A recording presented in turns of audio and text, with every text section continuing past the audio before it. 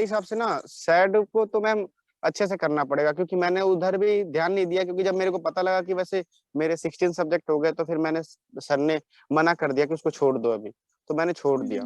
तो और मैम उस टाइम मेरे को ध्यान भी नहीं दिया तो अच्छे से नहीं, तो मेरे को सैड थोड़ा अच्छे से पढ़ना है। तो मैम जब आप थर्ड सेम का क्लास स्टार्ट करेंगी तो वो मेरे को एक बार अच्छे से बिल्कुल देखो क्लियर पढ़ना है ना। तुम लोगों का प्रीवियस नोट सभी सारे हैं, एक बार तुम लोग को कंसेप्ट एक पता चल गया है कि हाँ सब्जेक्ट है क्या, टॉपिक्स है क्या, है ना। अब तुम लोग एक एक टॉपिक करके मैम उठाओ, उसको डीबीएमएस पढ़ो। में मेरे को कोई वो नहीं है, मैम डीबीएमएस तो मैं फिर से वो कर लूंगा।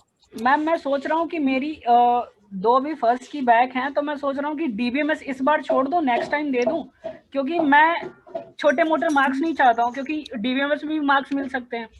तो मैं हाँ सोचता हूँ डीबीएमएस तो स्कोरिंग है, मतलब मुझे सरप्राइज इसीलिए हो रहा है कि डीबीएमएस इज क्वाइट स्कोरिंग। आप करके आते हैं, पूरा मार्क्स आना चाहिए, मिलता है। तो वही वही मैं मैम सोच रहा समझ हूँ में कि या डीएस हो गया, इन सब में पूरा मार्क्स पूरा स्कोर करने वाले पेपर हैं कि 80 में 70 तक आए हुए हैं बच्चों के, इस पूरा मतलब मार्क्स मिलता है इनमें। सैड में माना जा सकता है कि थ्योरी है तो चलो कुछ मार्क्स कट सकते हैं, बट इन सब पेपर्स में तो बिल्कुल स्कोरिंग सब्जेक्ट्स हैं ये। मेरे लिए भी सरप्राइजिंग है काफी। सी कोई बात नहीं है। मोर ओवर सबसे बड़ी चीज ये है मैम कि एक और बात बताऊं आपको ना, तो क्लियर बताऊं तो मैम इस बार ना हम लोगों ने भी बहुत ज्यादा वो कर दिया था, मतलब क्लास ऑनलाइन थी ना मैम, तो वो हुआ था। लेकिन सर का तो डीएस का क्लास मैम बिल्कुल क्लियर लिया था, मतलब आपके क्लास में थोड़ा नेट इशू हो जाता था, गांव में थे उस वक्त, अभी भी तो वैसे गांव में ही है, मतलब उतना वो नहीं था क्योंकि सर का क्लास लिया था, फिर भी ऐसा हुआ। मैम पता है पैसे के चलते थोड़ा वो हो रहा है, नहीं तो मैं तो डालता दोनों के दोनों को रिवोल्यूशन।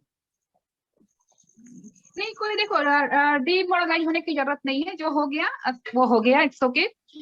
3 साल का सब्जेक्ट 3 साल में निकाल लेना है, सबसे बड़ी चीज ये करनी है तुम लोगों को, है ना। जो सब्जेक्ट बैक आई है, टॉपिक किया हुआ है, पढ़ो, जहां भी हेल्प की जरूरत पड़ेगी, किसी के दिन बीच में अगर जरूरत पड़ेगी तुम लोग टॉपिक कवर करो, वो हम क्लास अरेंज कर लेंगे, ठीक है। मैम इस बार मैम हर मैम चैप्टर वैसे हमारा हेलो मैम, बोलो।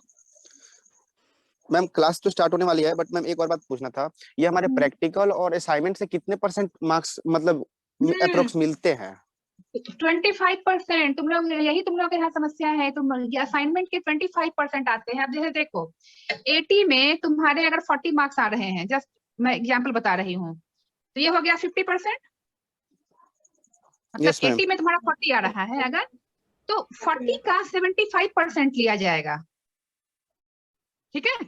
40 का 40 का 75%, 40 का जो है ये 75% लिया जाएगा, और जो अप्रोक्स तुम्हारे 35 असाइनमेंट में या मार्क्स आए हैं उसका 25% लिया जाएगा। तो तुम्हारा असाइनमेंट का मार्क्स भी अगर अच्छा बनता है, असाइनमेंट में मैम अगर अच्छे मार्क्स असाइनमेंट आ तो, रहे हैं, और मेरे असाइनमेंट और प्रैक्टिकल के मार्क्स तो मैम अभी तक जो जो आए हुए हैं, मतलब पहले नहीं वाले और ये मिला के तो सारे अच्छे हैं। प्रैक्टिकल तो अलग सब्जेक्ट ही है ना, तो प्रैक्टिकल में भी अगर अच्छे मार्क्स तुम लोग स्कोर कर रहे हो तो मिला के 60% should not be a struggle, struggle नहीं होना चाहिए। मैम मैंने तो ऐसे ऐड किया था ना, तो मेरे वैसे इस हिसाब से तो मैम मेरे हो जा रहे हैं अभी पीछे वाले को हाँ, लेके। मैम तो वही बोलो। मैम अगर एवरेज ये 40 मतलब बस केवल पास आउट का है, तो उस हिसाब से क्या बन जाएगा एवरेज?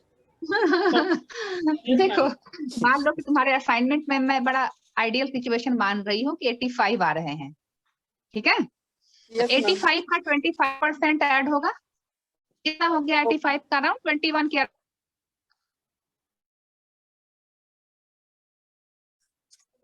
और मान लो तुम्हारा ये 40 आ रहा है, 50%, समझ गए। Yes ma'am. 28, तो ये कितने हो गए तुम्हारे 49 मार्क्स ऐसे हो रहे हैं, मतलब 49% बन रहे हैं ये। Yes ma'am. और अगर मैम एवरेज, प्रैक्टिकल का इसी में ऐड करते हैं कि प्रैक्टिकल का भी अलग होता है? नहीं प्रैक्टिकल तो अलग सब्जेक्ट ही हो गया ना, practical is a separate subject. Subject ही अलग होगा। हाँ उसका तो अलग। लेकिन मतलब मैम वही प्राइवेट यूनिवर्सिटी में मैम 40% मिलता है मैम असाइनमेंट का, हाँ जो नहीं अदर तो देखो यूनिवर्सिटी है। उतना क्योंकि अभी एक तुम्हारा भैया है वो बता रहे थे। यही सब है, सेमेस्टर का रिजल्ट आया है ना, उतना परेशान होने की जरूरत नहीं है अभी। लेकिन थोड़ा सा मेहनत करनी पड़ेगी, ध्यान देना पड़ेगा। तुम लोग एग्जाम के समय ही एक्टिव होते हो 10 दिन पहले। मैम ऐसा तो फिलहाल नहीं था, लेकिन इस बार और भी ज्यादा मेहनत करेंगे, देखते हैं क्या होता है। हाँ, अब टॉपिक्स लो, एक एक टॉपिक पकड़ो, समझो। अगर टॉपिक समझ आ रहा है बहुत अच्छी बात है, उसको लिखो। जहां समस्या हो रही है मुझे बताना, हम क्लास अरेंज कर लेंगे डीबीएमएस की। Yes ma'am. जिस भी टॉपिक में जो डाउट मैम होगा। वैसे आप ऐसे थर्ड वालों का तो शायद स्टार्ट कराएंगे ना, उनका भी तो चलने वाला ही होगा। इस बार मैं नया कोई सब्जेक्ट नए किसी बच्चे का नहीं ले रही हूँ अभिषेक। मैंने भी बोला गौरव को भी कि थोड़ा तुम लोग का चूंकि तो पुराना बैच था तो सर बोला तो मैं अग्री हो गई। बट नया कोई अभी ले नहीं रही हूँ मैं इस सेमेस्टर में। ठीक है थोड़ी ऑनलाइन में है, थोड़ी ट्रिकी है चीजें, तो तुम लोग का चूंकि मैम चल बहुत रहा था प्रॉब्लम तो। होता है ऑनलाइन में, बहुत प्रॉब्लम होता है मैम, मैं सही बताऊं तो बहुत प्रॉब्लम होता है। कभी नेटवर्क इशू हो जाएगा, तो कभी हम्म। मैम थोड़ा हम लोग भी इधर से वो हो जाता है कि चलो मैम का क्लास है ऑनलाइन है, अगली बार समझ लेंगे मैम से। ये सब हाँ, थोड़ा प्रॉब्लम होता है मैम, ये ऑनलाइन में और बहुत बीइंग अ प्रॉब्लम है। टीचर मुझे भी मतलब जब तक नहीं सेटिस्फेक्शन होती है तो अच्छा नहीं लगता है कि हाँ पढ़ा लिया या बच्चे को समझ आया। 1-to-1 की बात और होती थी। तो दूसरी बैच स्टार्ट हो या ना हो वो अलग चीज है। तुम लोगों का जो भी रह रहा है वो मेरी जिम्मेवारी है, वो मुझे कराना है। ठीक है, you don't bother about that. ठीक है। Yes ma'am. और मैम ओके इस मैम। बार जो चैप्टर क्लियर हो जाए ना मैम, उस अकॉर्डिंग हम्म उस चैप्टर से जितने क्वेश्चन आते हैं आप बता देना, हम करेंगे। बिल्कुल। हम्म। देखो मैम ऑनलाइन टेस्ट या ये सब अरेंज हो सकता है हमारा? हाँ देखो अब तुम लोगों को क्वेश्चन भी देती हो, तुम लोग आंसर नहीं करते हो। मैंने कई बार भेजा भी है क्वेश्चन, ये करके देना। आधे में मैम क्या, मैंने तो एक दो किया बच्चा है, ही करता है। हाँ, एक दो बच्चे ही हमारे करते हो, को तो बाकी मैम करते ही जितना नहीं आपने हो। दिया वो सारे करते हैं हम लोग। मैंने बोला है कि हाँ करके मुझे भेज दिया करो, मैं चेक करके बताऊंगी। तो आधे लोग करते हो, बार बार सबको बोलना पड़ता है तुमने किया नहीं किया। थोड़ा सा तुम लोगों को अपने एंड से भी तो एक्टिव होना पड़ेगा ना, कि हाँ जो क्वेश्चन दे रही हो वो करके बताओ या मुझे मैम व्हाट्सएप कर दो। Yes ma'am. करेंगे मैम, बिल्कुल करेंगे। और देखो क्वेश्चन में ना एक बार जब टॉपिक समझ आ जाता है तो उससे रिलेटेड जितने क्वेश्चन हैं, जितने भी अपने कंसेप्ट समझे तो क्वेश्चन कर सकते हो। ओनली थिंग तुम याद ना करो, चीजों को समझ लो। अब एनामली है या फंक्शनल डिपेंडेंसी, जब चीज समझ में आ गई तो कितना भी ट्विस्ट करके क्वेश्चन दे दे वो आ सकता है, बना लोगे तुम। But only thing you need to understand कि है क्या ये टॉपिक। अब सी या C++ में ही तुम्हें 10 या 15 प्रोग्राम कराए गए, जरूरी नहीं है कि वो हर बार वही क्वेश्चन आते होंगे। एक बार 16 बार कोई नया प्रोग्राम दे दिया तो तुम अगर चीजें क्लियर है तो वो नया प्रोग्राम भी तुम कर ले लोगे। इसकी तो यस कोई मैम। एंड नहीं होती है ना। Yes ma'am. मतलब इतना बोला जितना आपने पढ़ाया था ना वही पेपर वैसा ही आया था बिल्कुल, मतलब ये नहीं आया था कि कुछ ऐसा नया मिल जाए थोड़ा। हाँ उसी को मैं थोड़ा मतलब घुमा घुमा के थोड़ा हुआ था ना, थोड़ा डाउट मतलब शुरू शुरू में हुआ था, लेकिन हमने कर किसी ने मुझे क्वेश्चन पेपर भेजा था, मतलब question was not that difficult. Question difficult नहीं था, किसी बच्चे ने मुझे शेयर किया था क्वेश्चन पेपर, इतना डिफिकल्ट नहीं था। अगर तुम लोगों के पास है ना, एक बार मुझे फिर से शेयर करना तो question paper. No ma'am, question paper difficult नहीं था मतलब मेरे को थोड़ा जिसके समझ पास भी है मुझे एक बार इमेज भेज देना क्वेश्चन पेपर की। मैं क्वेश्चन जितना आपने पढ़ाया था ना बस वो उसी में से आया था, कोई पावर का ऐसा कुछ क्वेश्चन नहीं था।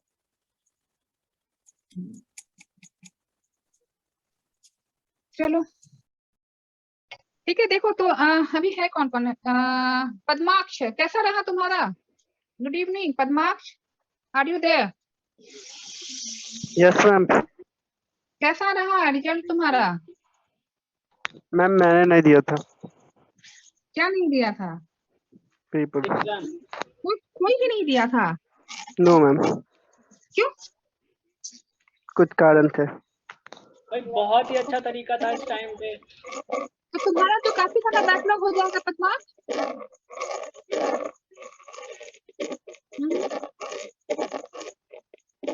पद्माक्ष यस मैम। हमारे तो काफी सारे बैकलॉग हो जाएंगे ना फिर। Yes ma'am. हम्म चलो कोई नहीं, जो हो गया दैट्स ओके, उसके लिए परेशान ज्यादा नहीं होना है। अब हम क्या करना है उस पर ध्यान दो। मेरी चीज है, जहां जितनी हेल्प लग रही है मुझे बता दो, बता देना। I am always there to help you out. ठीक है, okay. Abhishek, Gaurav, Yes, ma'am. Yes, ma'am. Ajay, हाँ जो भी जरूरत पड़ लगी तो जो भी हो रहा हो गया, अब उसके लिए परेशान नहीं होना है। देखो नेटवर्किंग जो है ना, अगेन ये काफी लंबा है। नेटवर्किंग का जो चैप्टर है, ये जो सब्जेक्ट है, ये है तुम्हारा BCS 041। 4 ब्लॉक हैं इसके अंदर, ठीक है। और ये तुम लोगों ने डीएस में जो एल्गोज वगैरह पढ़ा था ना, डीएस में एल्गो वगैरह पढ़े हैं ना, Floyd and Warshall, Bellman Ford, Prim's, Kruskal, spanning tree, हाँ मैम, पढ़ा था? डीएफएस, बीएफएस सब पढ़े थे? याद है या नहीं है तुम लोगों को? अभिषेक बदमाश है। तो जब डीएस पढ़े थे तो वो एल्गो की एप्लीकेशन के बारे में सोचा था कि कहाँ यूज करेंगे इसे, क्यों पढ़ रहे हैं ये? नहीं सोचा। वो जितने, हाँ हाँ, तो वो जितने एल्गोरिदम्स तुम लोगों ने वहां पढ़े हैं डीएस में, मिनिमम स्पैनिंग ट्री निकाला होगा तुम लोगों ने, है ना, source to destination minimum spanning tree. वो सारे एल्गो हम यहाँ यूज करेंगे, इसमें नेटवर्किंग में हम यूज करेंगे। अब नेटवर्किंग में देखो है 4 ब्लॉक हैं तुम्हारे। हमें पढ़ना क्या है, बेसिक सब्जेक्ट में क्या है कि देखो कि एक सोर्स, अच्छा फर्स्ट सेमेस्टर में तुम लोगों ने OSI रेफरेंस मॉडल पढ़ा था जिसमें 7 लेयर हुआ करते थे, इफ यू रिमेम्बर, हाँ है ना? मैम याद तो है OSI। हाँ, तो अब है क्या कि सोर्स और डेस्टिनेशन के बीच में कोई कोई डेटा कम्युनिकेशन करनी है। मतलब हम अब मान लो तुम्हें मोबाइल में ही बात करते हैं, अब इसका प्रैक्टिकल एस्पेक्ट हम देखते हैं डे टू डे लाइफ में। तुम सपोज कोई मेल करते हो या मोबाइल पे चैटिंग करते हो या बात करते हो, तो दोनों दोनों पार्टिसिपेंट का एक्टिव होना जरूरी है, मे बी सेम टाइम पे या अलग अलग टाइम पे। तो जो दोनों पार्टिसिपेंट है, एक होगा सोर्स, एक होगा डेस्टिनेशन, इसके बीच में डेटा कम्युनिकेशन होगी। अब ये डेटा ऑडियो, वीडियो, अटैचमेंट कुछ भी हो सकता है। नेटवर्किंग में हमें ये पढ़ना है कि ये डेटा कम्युनिकेशन होता कैसे है, होता कैसे है मीन्स किन किन तरीकों से करते हैं, एल्गोज कैसे यूज लेते हैं हम, और सोर्स और डेस्टिनेशन के बीच में पाथ कैसे फाइंड आउट करेंगे। पाथ कैसे फाइंड आउट करने का ये मतलब क्या हुआ कि आज देखो तुम जियो का नेटवर्क, कोई बच्चा एयरटेल का नेटवर्क यूज कर रहा है, कोई जियो का यूज कर रहा है, कोई रिलायंस का या किसी का यूज कर रहे हो तुम लोग। तो हमारी डेटा ट्रैवल कैसे कर रही है सोर्स और डेस्टिनेशन के बीच में। तो इसके अंदर ये नेटवर्क क्या है, network is nothing but connection, it's a combination of multiple devices, इन्हें हम राउटर्स कहते हैं। हमारा जो नेटवर्क, किसी भी कंपनी का नेटवर्क हो, ये नेटवर्क कुछ नहीं होता है बल्कि यहाँ पे मल्टीपल डिवाइसेस लगे हुए होते हैं। जैसे इसमें तुम इमेजिन कर सकते हो मोबाइल टावर्स, बहुत सारे मोबाइल टावर आसपास में होते हैं अलग अलग कंपनी के, देखा है ना? तो अब सेंडर जो है वो कहीं यहाँ पे है और रिसीवर कहाँ पे है, किसी दूसरी जगह पे है। अब इनको तुम अभी फिलहाल के लिए मोबाइल टावर मान सकते हो। तो जब मुझे इससे कम्युनिकेट करना है तो मेरा डेटा इनके को यहाँ से यहाँ तक जाने के लिए बहुत सारा पाथ है। वो यहाँ से होके जा सकता है, मतलब there are multiple path through which my data can go to the receiver. बहुत सारे तरीकों से जा सकता है, बहुत सारे रास्ते हैं, है या नहीं है? Yes, समझ ma'am. में आ रहा है कि हमारा डेटा सोर्स से डेस्टिनेशन के बीच में कई सारे रास्तों, there are multiple available path, multiple available paths हैं। अब इसमें से हम कौन सा पाथ यूज करेंगे, सोर्स और डेस्टिनेशन के लिए कौन सा पाथ यूज करेंगे? तो हम यहाँ पे स्पैनिंग ट्री वाला फॉर्मूला यूज करते हैं। स्पैनिंग ट्री, स्पैनिंग ट्री में हमने क्या पढ़ा था, कुछ याद है? बताओ what is a spanning tree? Exactly. तो अब यहाँ से यहाँ तक जाने के लिए मेरे पास कई सारे पाथ अवेलेबल हैं, पर मैं उनमें से वही पाथ प्रेफर करूंगी जो मेरा डेटा फास्टेस्ट यहाँ पहुंचा दे, सबसे कम हो जिसमें एक तो ये चीज हम यूज कर सकते हैं। दूसरी चीज इसमें ये भी हो सकता है कि मान लो कि जो पाथ शॉर्टेस्ट होगा सारे अब एक मान लो यहाँ मैं कह रही हूँ कि सपोज ये दिल्ली है, तुम्हारा जो सेंडर है वो दिल्ली में है और रिसीवर जो है वो सपोज कोलकाता में है, तो जितने भी हमारे टावर्स हैं वो तो वही शॉर्टेस्ट पाथ यूज करना चाहेंगे, तो क्या हो गया, एक पाथ पे ओवरलोड होगा, है ना, क्योंकि सब तो कनेक्ट ही निकालेंगे और सबको उसी पाथ को फॉलो करना है। तो अब क्या होगा, उस केस में नेटवर्क जैम होता है, नेटवर्क कंजेशन होता है। कई बार तुम कॉल करते हो तो सुनते हो ना, आता है all the path to this route are busy, आता है। तो अब इसको तुम कैसे समझ सकते हो कि मान लो कि तुम्हें यहाँ से सीपी जाना है, कनॉट प्लेस जाना है और शॉर्टेस्ट पाथ सपोज कि धौला कुआं होते हुए है। अब यहाँ से सब लोग अगर धौला कुआं होते ही वही जाएंगे तो धौला कुआं में जाम लग जाएगा, हालांकि वो शॉर्टेस्ट है पर जाम लगेगा। तो जाम लगेगा तो क्या होगा, वहां वेट टाइम बढ़ गया। और जाम क्यों लगा, क्योंकि ट्रैफिक बहुत ज्यादा हो गई है, जितना वो रेड लाइट हैंडल कर सकता है उससे ज्यादा ट्रैफिक हो गई है, तो वहां पे कंजेशन लगेगा, कंजेशन की वजह से भी डिले होगा। तो अब हम क्या वो पाथ प्रेफर करेंगे जहाँ पे कंजेशन हो रहा है और डिले हो रहा है, क्योंकि हमें तो टाइम सबसे कम टाइम में पहुंचना है। हाँ, तो एग्जैक्टली तो यहाँ पे हमें मल्टीपल चीजें समझनी पड़ती है कि पाथ कैसे डिसाइड करें हम। और उसी के लिए हमें जो डीएस में हमने एल्गोरिथम्स पढ़ा था उन एल्गोरिथम्स को पढ़ेंगे, तो इसे हम कहते हैं पाथ डिसाइड करना। तो हमें नेटवर्किंग में कई चीजें पढ़नी है। पहला तो हमें पढ़ना है कि पाथ कैसे बनेगा, सोर्स और डेस्टिनेशन के बीच में पाथ कैसे होगा। उसके बाद हमें दूसरी चीज पढ़नी है कि हमारा जो डेटा है वो कैसे ट्रेवल करता है। डेटा ट्रेवल करता है एनालॉग फॉर्म में या डिजिटल फॉर्म में। सिग्नल्स पे, रेडियो वेव्स पे ट्रेवल करता है हमारा डेटा, सैटेलाइट कम्युनिकेशन होती है। जो भी तुम नेट यूज करते हो वो कम्युनिकेशन कैसे होती है, सैटेलाइट के थ्रू होती है ना।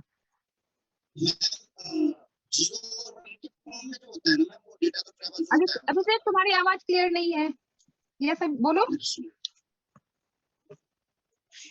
डेटा जो हमारा होता है वो तो मैम जब वो 0 और 1 के फॉर्म में वो कन्वर्ट हो जाता है ना, जब हम कहीं सेंड करते हैं हाँ, और फिर उसको हमने जाता है कन्वर्ट होता है एग्जैक्टली 0 और, लेकिन हम मैं ये कह रही हूँ कि हमारा जो डेटा कम्युनिकेशन होता है, चाहे वो मोबाइल का हो, चाहे तुम्हारे घर में जो केबल आ रहा है D2H हो, या तुम्हारा जो भी तुम स्ट्रीमिंग करते हो ऑडियो वीडियो नेट के थ्रू, वो कैसे कम्युनिकेट होता है, that is satellite communication.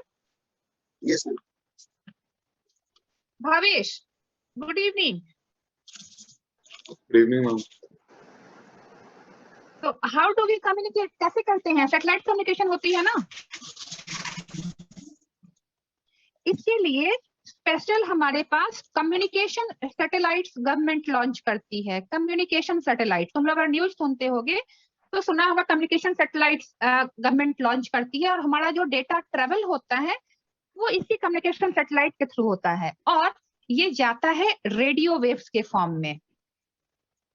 Radio wave सुना होगा। यस मैम, सुना है। हाँ, ये रेडियो वेव सब होते हैं एनालॉग। ये बताओ एंड अभिषेक, हम पढ़ते हैं कि हमारी जो भी डेटा है वो 0-1 के फॉर्म में रहती है, लेकिन हमारा जो कम्युनिकेशन हो रहा है वो तो एनालॉग वेव के फॉर्म में हो रहा है। तो अब मुझे क्या करना है, इस 0-1 के एक हमारा जो भी डेटा है वो 0-1 का पैटर्न होगा, उस पैटर्न को हमें इसके ऊपर इम्पोज करना पड़ेगा।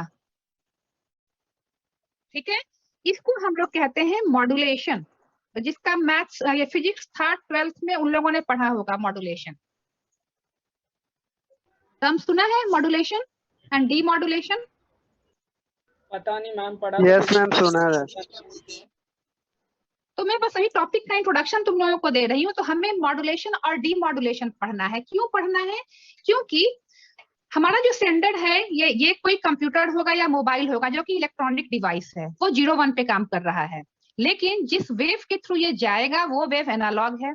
तो हमें इस 0-1 को इस एनालॉग वेव पे डालना है। अब वेव पे क्यों डालेंगे हम, क्योंकि हमारी जो ओरिजिनल डेटा होती है, मान लो एक सॉन्ग है वो एनालॉग वेव है, तो या फिर हम बोलते हैं, सपोज मैं यहाँ से बोल रही हूँ तो मेरी आवाज हार्डली 100 मीटर तक जाएगी, लेकिन जब हम मोबाइल पे बोलते हैं तो मेरी आवाज मे बी मल्टीपल स्टेट्स को क्रॉस करके कहीं दूर जा रही है। तो हाउ इट सो? बिकॉज यहाँ पे जो रेडियो वेव होते हैं ये कैरियर वेव्स कहा जाता है इन्हें। अब इसका कंसेप्ट ऐसे समझो कि मान लो कि तुम हो, तुम्हें मुंबई जाना है, यू आर डेटा, तुम अपने आप को डेटा इमेजिन करो, तुम पैदल चल के मुंबई जा सकते हो ना, या नहीं? हाँ जा सकते हैं मैम। जा सकते हैं, लेकिन मैम टाइम बहुत लगेगा, यस मैम। और जाते जाते पहुंचते पहुंचते तुम्हारा जो है स्ट्रक्चर बदल जाएगा, मे बी बिल्कुल। कलर, बहुत कुछ चेंज हो जाएगा डेटा। Yes ma'am. तो हम क्या करते हैं कि हमें जाना है दूर, तो हम कोई बस लेते हैं, प्लेन लेते हैं या ट्रेन लेते हैं, जिसके ऊपर हम बैठ जाते हैं। क्यों बैठते हैं इनके ऊपर? क्योंकि ये तेज ट्रेवल करते हैं, है ना? यस। और हम वहां पहुंच के हम उतर जाते हैं। तो यही कंसेप्ट यहाँ पे भी है, हमारा जो डेटा है ये उतनी तेजी से नहीं ट्रेवल कर सकता, बिकॉज हमारी जो डेटा है उसकी एक फ्रीक्वेंसी लिमिटेड है, उसका एक अपना कैरेक्टरिस्टिक है, और ये बहुत तेज ट्रेवल नहीं कर सकता। तो हम इसको इस हाई फ्रीक्वेंसी कैरियर वेव के ऊपर डालेंगे जो कि बहुत तेज ट्रेवल करता है। तो हमारा डेटा इसके ऊपर बैठ के डिजायर्ड लोकेशन पे इजीली, आराम से और ओरिजिनल फॉर्म में पहुंचेगा। अब जब यहाँ पहुंचेगा तो हमें इस डेटा को वहां से उससे उतार लेना पड़ेगा। तो जब हम यहाँ पे इस डेटा को, अपनी डेटा को इस वेव के ऊपर डालते हैं तो उसे हम कहते हैं मॉड्यूलेशन, क्योंकि मुझे इस डेटा के ऊपर अपनी डेटा को डालना है। और जब हम रिसीवर के पास पहुंचते हैं तो मुझे इसको अलग करना पड़ेगा और अपना डेटा निकालना पड़ेगा, इसे कहते हैं हम डीमॉड्यूलेशन। और यही काम हमारा मॉडेम करता है। मॉडेम एक डिवाइस है, नाम सुना होगा तुम लोगों ने, मॉडेम। जहां भी नेट यूज करते हैं वहां मॉडेम होता है ना। Yes ma'am. तो ये मॉडेम जो डिवाइस है ये बना ही इस चीज से, MOD for modulation and DEM for demodulation. तो जो मॉडेम डिवाइस है इसका काम ही यही है, सेंडिंग एंड पे ये मॉड्यूलेशन करेगा और रिसीविंग एंड पे ये डीमॉड्यूलेशन करेगा। तो हमें इस मॉड्यूलेशन एंड डीमॉड्यूलेशन को पढ़ना है, डिफरेंट टाइप्स ऑफ मॉड्यूलेशन पढ़ने हैं, एनालॉग डिजिटल उन सबके टाइप्स पढ़ने हैं। उसके बाद हमें अब ये इतने जितने काम हमने बताए, इसके अलावा भी अब क्या है कि डेटा की सिक्योरिटी भी मुझे इंश्योर करनी है, क्योंकि नेटवर्क में कोई अनवांटेड एक्सेस ना हो मेरी डेटा पे। तो डेटा को मुझे सिक्योर भी करना है, बिकॉज नेटवर्क में मेरा डेटा एक्सपोज हो सकता है, तो मुझे इसकी सिक्योरिटी भी इंश्योर करनी है। तो सिक्योरिटी के लिए भी कई सारे एल्गोज हमें पढ़ने हैं यहाँ पे, कि सिक्योरिटी कैसे इंश्योर करेंगे हम अपने डेटा की।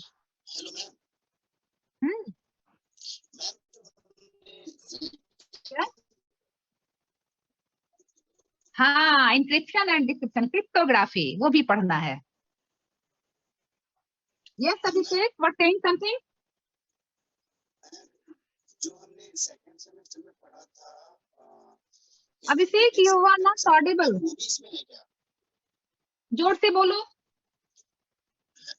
हेलो जोर से बोलो अभिषेक। हेलो मैम, हम्म मैं बोल रहा हूँ कि जो हमने gaming detection and correction method पढ़ा था सेकंड सेम में मैम, वो भी इसमें है क्या?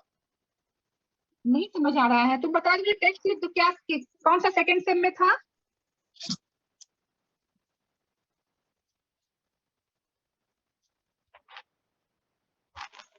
मुझे लिख के बता दो Abhishek, I am not able to understand you. अब क्या है, देखो इसके तो मैंने कुछ बेसिक काम बताए, इसके अलावा हमें और भी चीजें इसमें पढ़नी है। अब क्या कि OSI रेफरेंस मॉडल में जो तुम लोगों ने 7 लेयर्स पढ़े थे, है ना, याद है? फर्स्ट सेम में इंट्रोडक्शन था इसका।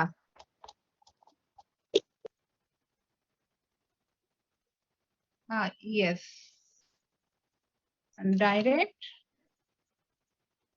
Hamming method. ये हैमिंग नहीं पढ़ना है अभिषेक, हमें यहाँ पे हैमिंग के बदले यहाँ पे हमें CRC पढ़ना है, CRC साइक्लिक रिडंडेंसी चेक, क्योंकि डेटा को एरर से भी बचाना है हमें। हम नेटवर्क में जो डेटा डालते हैं तो नेटवर्क में भी अगर तेज हवा चल रही है, थंडरिंग हो रही है, बारिश हो रही है, तो इन वजह से हमारा डेटा चेंज हो सकता है।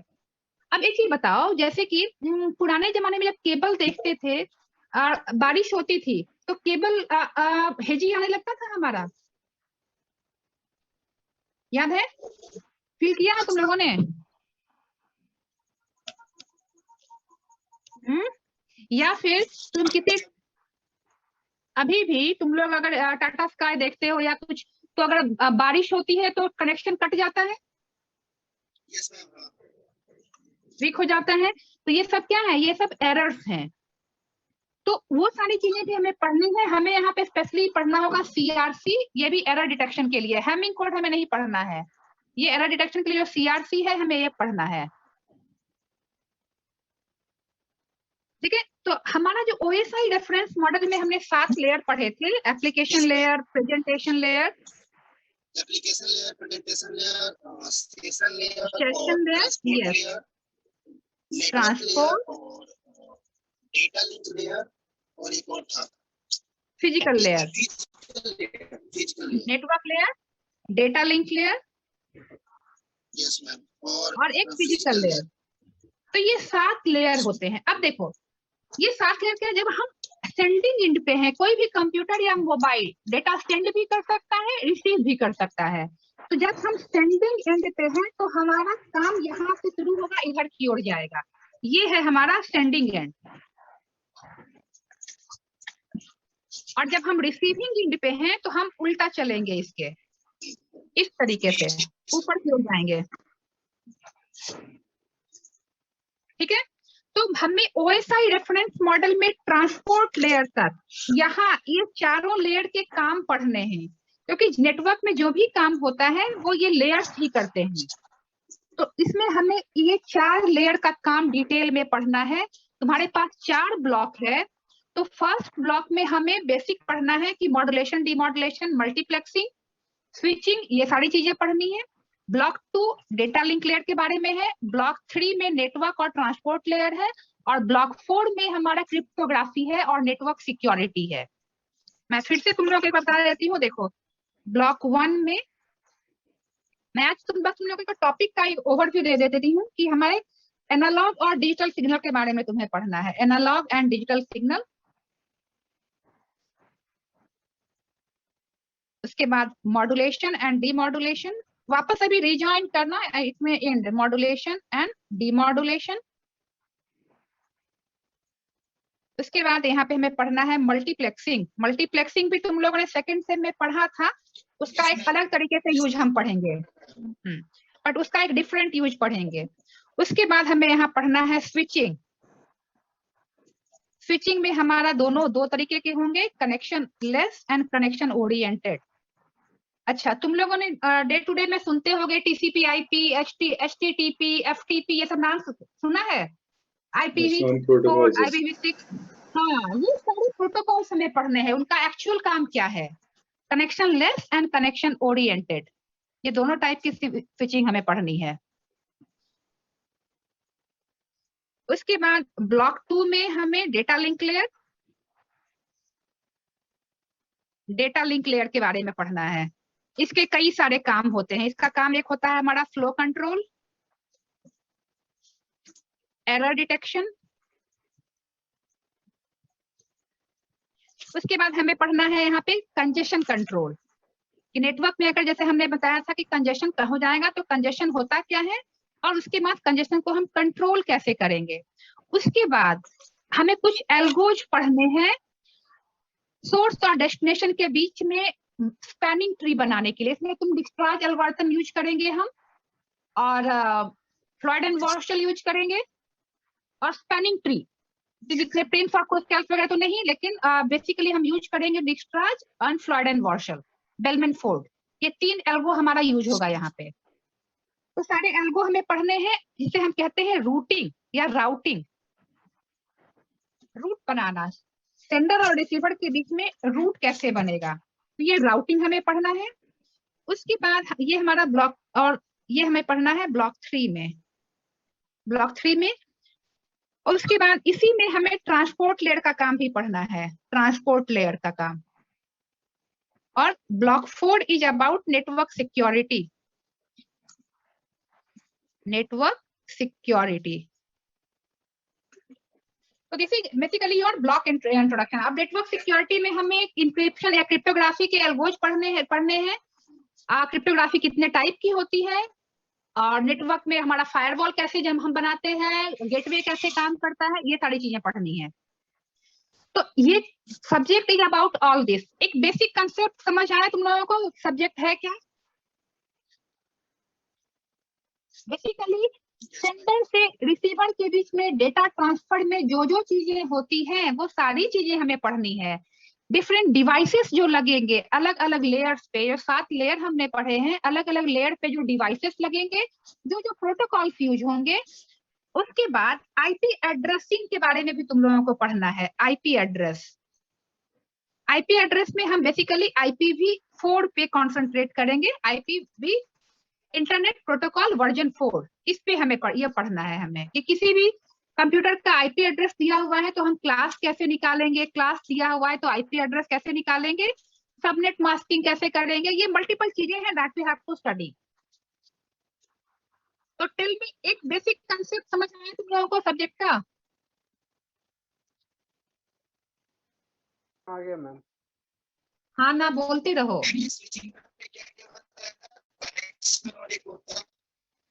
अभिषेक तुम्हारी आवाज बिल्कुल नहीं आ रही है, बोलो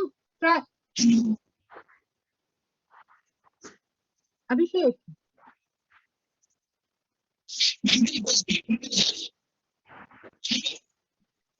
बोलो। यस अभिषेक।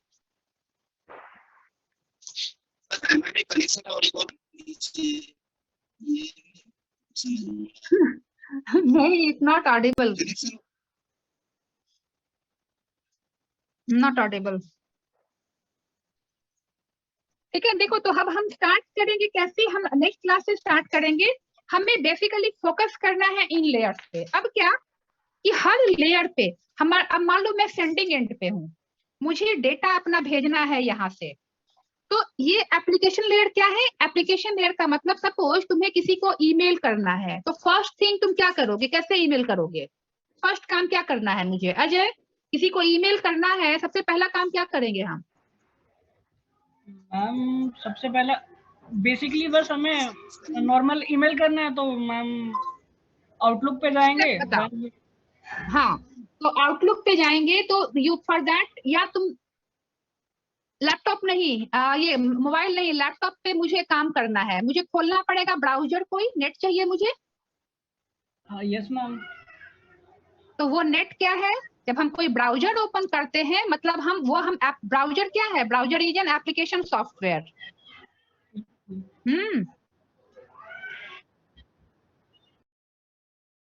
हाँ ठीक है, मैं एंड कर रही हूँ, वापस रिज्वाइन कर लो।